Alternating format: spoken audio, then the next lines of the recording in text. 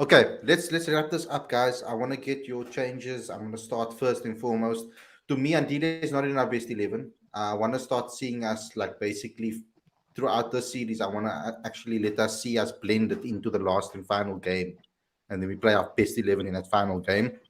Hopefully, by still getting a win in the second match.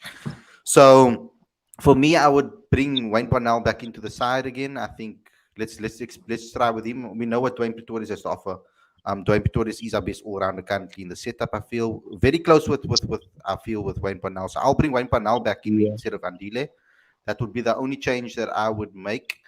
Um, I think going in, maybe think about that second spinner, dependable on the ground. Um, if the ground is a little bit, because I think Cardiff no, sorry, ground. sorry, eh? Cardiff is gonna be another small ground, similar to today. Yeah, yeah. Okay, cool. So let's see. Let's see. Maybe they will play two spinners, but I would prefer if you can maybe bring Aiden back into the mix again and Rassi. That would be Yeah. also awesome. That is maybe you sacrifice as a batter and maybe one of the spinners, and you can maybe bat a little deeper perhaps. But I want to see Rassi come back in, Aiden come back in, and I want to see Wayne Parnell get an opportunity. No. Um, for Suhail, what would you do? What would be your changes? And then Lawrence can end off with these. Yeah, I'd like to go with one Pretorius. He's not as quick as Wayne Parnell, but he's more accurate and he knows what his job is. Like he has bowled a few overs in the last 4 or 5 where offside, outside the off stump Yorkers, he's good at that. So let's just keep it at that. Let's not, I would rather, pick someone who can actually do a consistent job than expect Dwayne to come out and actually take 5, 6 wickets. So he bowls 2, 3 overs for me, does not go for many overs, does not go for many runs at the death. For me, Shamsi would sit out because he's a bit like Yuzvindu Chahal. He's not Rashid Khan. He's not quick through the air. For him, it's about deception in the air. So if he tries to ball flat, he ends up bowling short, and then he goes for runs. For now, so he can sit out. A quick bowler may come in. For me, Nokia should come in. Okay. I think they must pick and choose. What's nice about having a squad, and the whole point of having a squad is to be able to pick and choose according to conditions. I think they need to also Yeah, manage Shamsi better with regards to picking him on grounds. Bigger grounds are better for him Yeah. because he can bedazzle the batters into playing big shots. Smaller grounds is very difficult because if he misses, because Shamsi wrist spinners are very tricky customers. If they miss their mark, they go. They go for yeah, runs. No matter who you look at, whether you look at Rashid Khan, whether you look at Tabray Shamsi, whether you look at any of the wrist spinners around there, they go for runs if they miss their mark. Even Imran Tahir back in the day when he missed his mark. But what makes them special is the wicket taking ability, and I think he has a lot more obviously ability if the ground's a lot smaller, especially against England, who are an attacking team who want to just come out and smack. Lawrence, your changes? Similar to you guys. I will bring back definitely Markram, and Markram will come in place for me. I'll take out Samshi, so he will replace one of the spinners, and then he can be that second spinning option if we need him. Then I'll drop Andile, and I'll go with, oh, this is a tricky one. I'll actually go Wampa now because I think Eman and Gidi at the back end will be a decent partnership. I think we're both quality death bowlers. So in the all-rounder spot, I will go Wayne. And then because we have Stubbs in the side now, betting at six, I think I will rotate Clausen with Rashi. I think, yeah, those are my changes. You know what I like also is about Tristan Stubbs as well is that he gives an extra wicket keeping option too, which they haven't explored yet. So Yes. if they ever feel the need to maybe give Quentin a drop or whatever, or Andy Klaassen a drop or whatever, they do have him in the mix as well. They can also wicket keep. He's also a good keeper. So, but he hasn't really necessarily practiced in a while. So maybe going towards the bowling aspect of the game is more important for him. He needs to work on his bowling a little bit more, I think. I mean, that wicket, if Riley Rousseau just held on, changes the game completely. Oh, Perfect debut for Tristan Stubbs, which it was. I'm not debut, but perfect opportunity for Tristan yeah, Stubbs to show what he's yeah. capable of. But unfortunately, that didn't happen. But yeah, also we've mentioned. I mean, we did a whole show on this, and I don't know if you guys remember. We did a whole show on Quentin the Cock.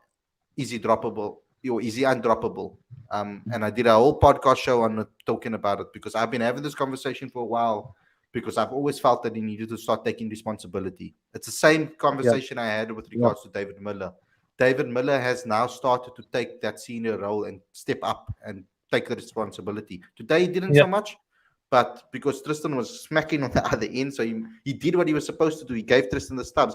Tristan Stubbs the strike. I also like the way Tristan Stubbs got off strike, the way he knocked around and ran between the wickets, yeah, the way to control when Andile came to the middle. I also like the fact that Andile's batting is improved a little bit. You can see that he's batting with his yeah. head now. He's Yes, not just swinging. definitely. Yeah. mm, So we're going to get one final caller on just to give you a quick summary before we say bye, guys. It has been a long stream. I'm But quite I tired. actually have to go now. I still have work early in the morning, so Yeah, me too. I'll be Yeah. So see you, yeah, bro. Thanks, Lawrence, for yeah. coming on the show. Thanks, Colin. Yes. Cool.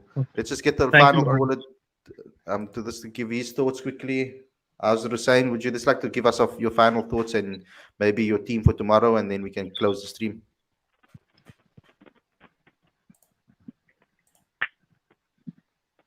Hello.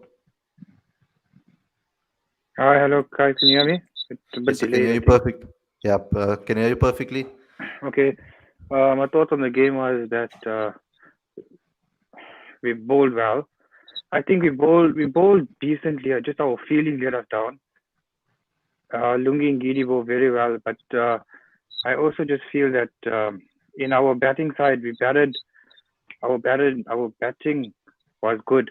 We pushed, we got them to we were in the game until the 16th over, I think it was. And then the Chris Jordan over, that's where we lost the game. If one of our senior batsmen actually batted for a period of time, we could have won this game. If Yeah. the Cock or Riley or so took us, made a 20 or 30, the game would have been won. We just needed one of our senior batsmen to bat throughout the game with Tristan Stubbs, and the game would have been won. That's my thoughts on the game. And my starting 11 for the next game is, I think we drop Andile Pelakwayo and we bring in Dwayne Pretorius for a like off cutter bowler. Then we bring in Wayne Parnell, and I think Shamsi will have to get the cut, unfortunately, because the conditions just weren't suiting him at all today. He was just all over the place. His lines were all off and his lengths were terrible.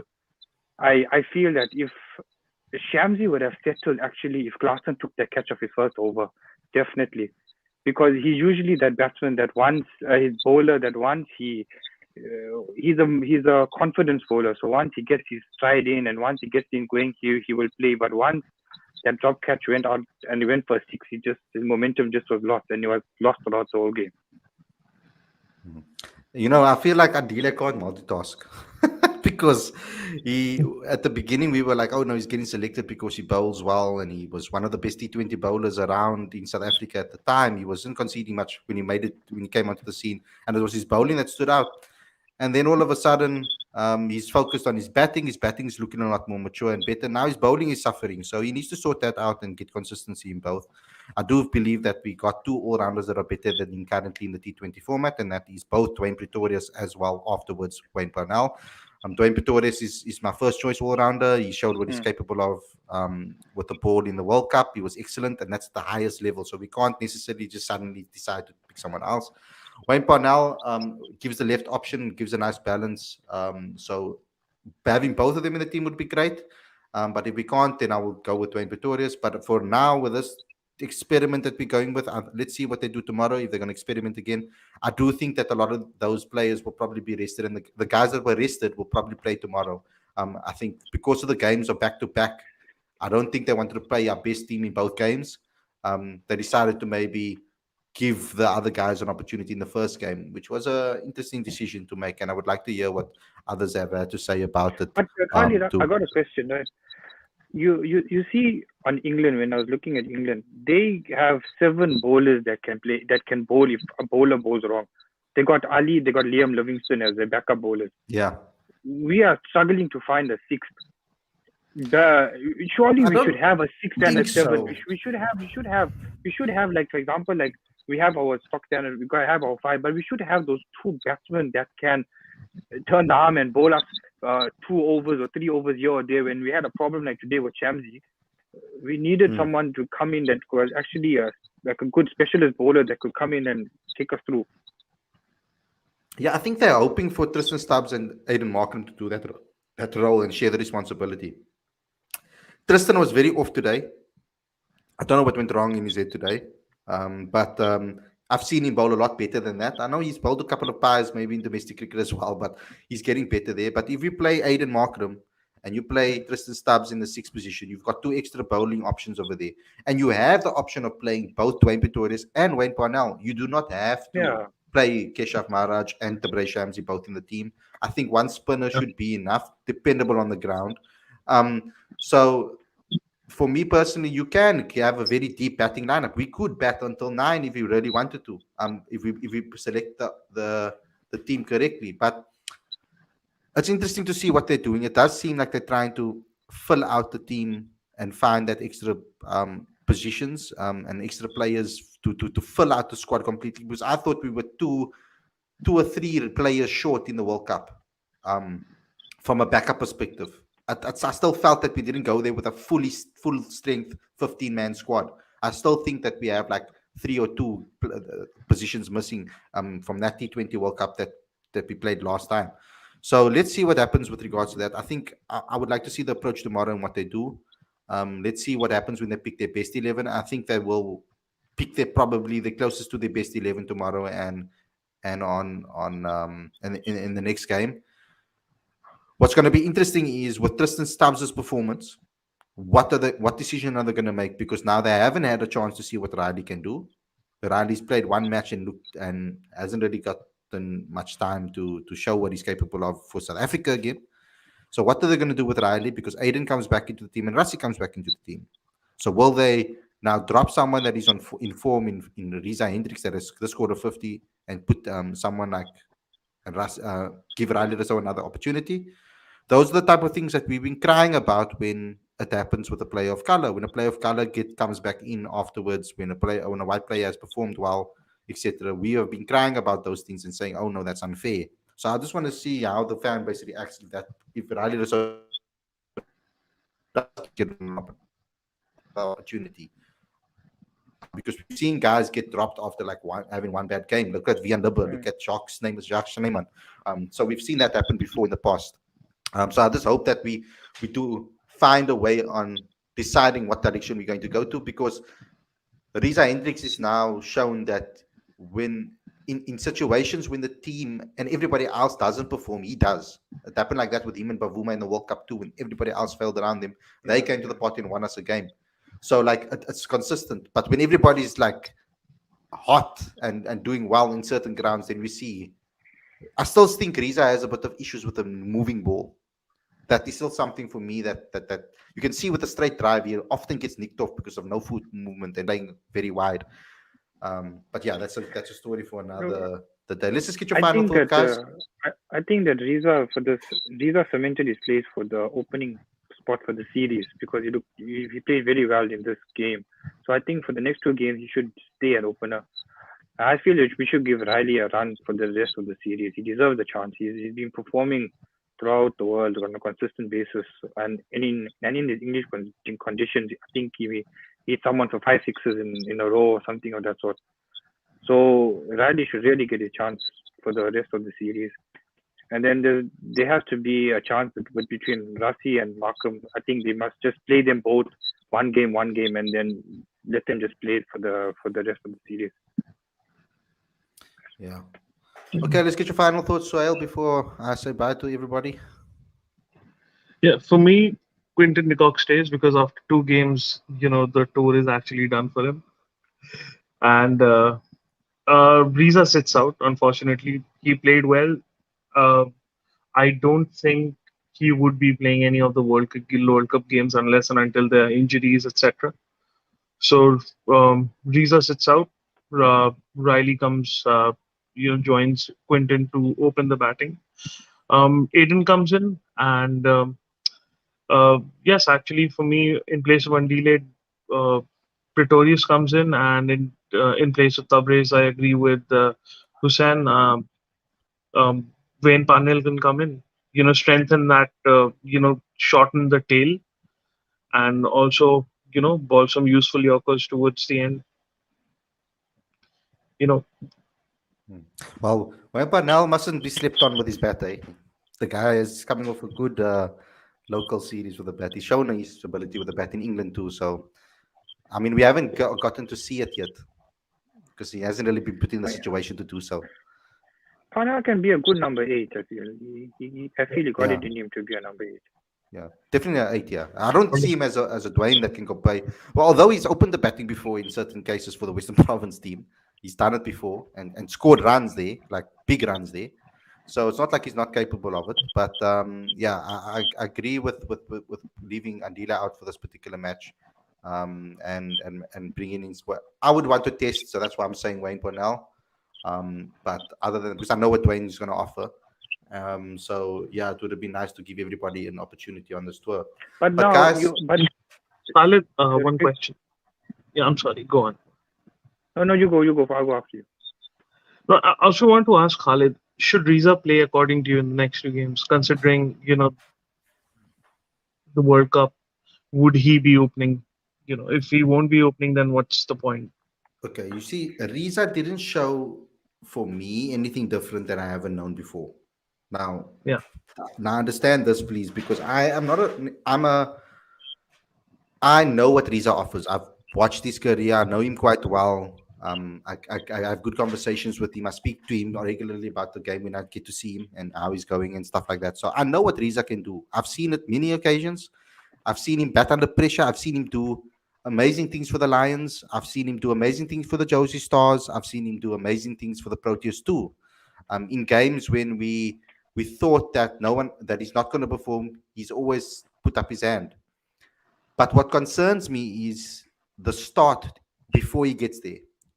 Often Yeah, he'll get lucky opportunities, nicking off and stuff like that. He'll look like sometimes at the beginning of an innings, especially when the ball is swinging around and moving, he struggles a bit. And if they open with spin as well, he seems to struggle a little bit. But I think the pitch today and the field today suited him. Um, and he got through that difficult period. And if he can get through that nervous period, he's very deadly. But what we need right now, we can't. I don't think that for Quentin Lecoq, you can't have someone that is nervy on the other end. It puts too much pressure on Quinny. You need someone that Quinny feels solid with, even if the Yeah, guy, because like I've always said, how do you get the best out of Quentin Lecoq? It's by giving him a partner that he can feel comfortable and solid with, that he doesn't need to think too much with or give instructions to. Rohit Sharma proved that with him as a partnership. They just like an both knew their explosive job. batsman, like a batsman that can also get the runs with him. Yeah, it doesn't necessarily have to be an explosive. It's just someone that can really that can foil him at the other end. I feel. I think someone Mm. when the pressure is getting on when Quinton de Kock is struggling a bit, right? Then I feel that someone like Timba or someone like you could say Riza now, but someone like Timba or someone like Riley could take the pressure off him either way of the extreme because there's two extremes yeah, for me. It's either you have someone that foils Quinton de Kock and protects him in a way and make sure that the pressure stays off him if he's struggling, and or can rotate the strike and give him the strike majority of the time because Quinton de Kock gets bored at the crease, it seems, and then he throws his wicket away. Or you can switch it around and you can bring someone like Riley Rousseau in, who is a very attacking batter that can take the pressure off Quinny scoring runs and he can bat deep. Those should be the two options for Quinton de Kock because he's a very destructive in the power play in T20 cricket. And I think he needs to find a way to exploit that. If he can get 40s of 20 balls consistently, I'll be happy. He doesn't even need to get a half That's century right. from me. If he can Yeah. just be destructive in the power play and set up the like of Rassi, Aiden, and the rest of our batters, that's his job done for me. Yes, I would love to see him score 80s, 100s, and do it, and etc. I would love that from Quinny. He's in full swing. But bare minimum, what I want to see is a quick 30, 40 from him in the power plays to set up the rest of the innings because that will be like a dream for Miller, Heinrich Klaassen, Aiden Markram, all of those type of players. Rassi van der Dussen too takes pressure of him too to try and play more aggressive because Rassi's been speaking about playing more aggressive. We interviewed him last night and he spoke about it. He He's been trying new things to try and get inclusive. Final thoughts, Sohail? Final thoughts, Hussein? Yeah, for me, going forward, South African version of Gilchrist, Naden, Riley Russo, and Quinton de Kock at the top. Yeah. The more I think about it, the more it Hussein? gets clearer to me. Okay. Hussein? Yeah, I agree with that. I think Riley Russell and Quinton de Kock at the top. But another thing, what I've just thought of is the fact that how well Lungi and Gidi bowled today for his 5 wickets. I think we have a Yeah. bit of a so-called Not small surprised. problem in the fact that you have Lungi and Gidi, Andrik Nokia, and Kagiso Rabada trying to fight for 2 positions. You see, for me, Lungi Ngidi in T20 cricket is a lot is dangerous because of that variations that he offers. If Yeah, and it depends on the ground as well. Like again, I think Andrej Nokia could have been punished on this ground today yeah, because he would when have he Yeah. been. misses his line in length, he could have been got flown to the boundary. That's my concern about him. He's working on it. You can see he's working on variations, etc. I've seen that he's trying to get, but his slower deliveries are 130 kilometers per hour. So we need or 140 kilometers or something.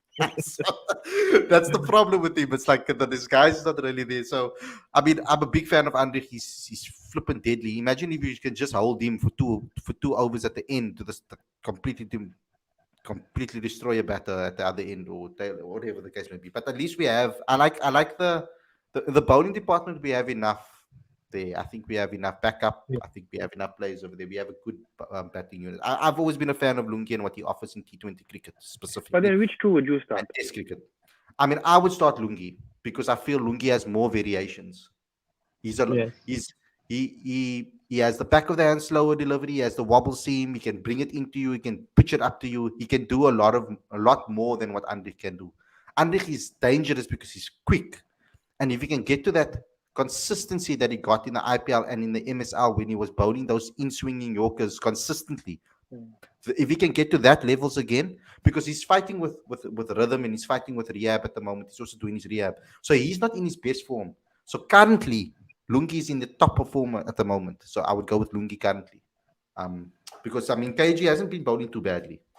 I think actually at the moment, speaking KG and Andrich actually, in my opinion, at the moment, because I think Lungi's been has put up his hand as our best T20 bowler currently. I mean, he's done it consistently now. It's not the first time now in the last couple of series that he's performed well. Getting a 5 in T20 is not difficult, it's not easy especially when the team is playing batting the way they are. That's not easy at all. So yeah, so guys, Sohail, Hussein, thanks a lot for coming on the show. No And problem. I'll speak to you Thank guys you so again much, very, very Sanjay. soon. Cool. Thanks for the calling, bro. Yeah, hopefully tomorrow is a good game and the team actually is the right team for a Yeah, win. yeah, I hope so too. I hope they pick a good team and there's no complaints Absolutely. from anybody. Let's get a win, guys. Yeah. Okay, then, inshallah. Cool. So See take you. care, See guys. you. See you. Bye. Bye bye. Okay, guys. So thanks a lot for tuning in. I hope you guys enjoyed this episode. Don't forget to smash the like button, comment, share, subscribe. Click that notification bell for all future videos. Um, and also smash the like button and do all of those things. Yeah, exactly. Nokia isn't currently match fit. So right now, I think Lungi, but I think when Nokia is a match fit, it's going to be a very difficult decision to make Hashid. So I think right now, if you're talking about right now on form, etc., then I'd go with Lungi Ngidi over Andy for now. But I mean, he needs match rhythm and he needs to play. So that's another thing we need to think about because you want the hot firing Andy Nokia in the World Cup. Guys, thanks a lot for tuning in. It's the third time I've said it. Hope you guys enjoyed the episode. Smash the like button, subscribe to Cricket Fanatics Magazine Monthly, and I'll see you again tomorrow with another review show after the game. Let's hope that it's 1-1 and that South Africa can level the series. To all of you guys, sleep well. Thanks for joining in so late at night as well on the stream, and I'll see you guys very, very soon. Take care. Peace.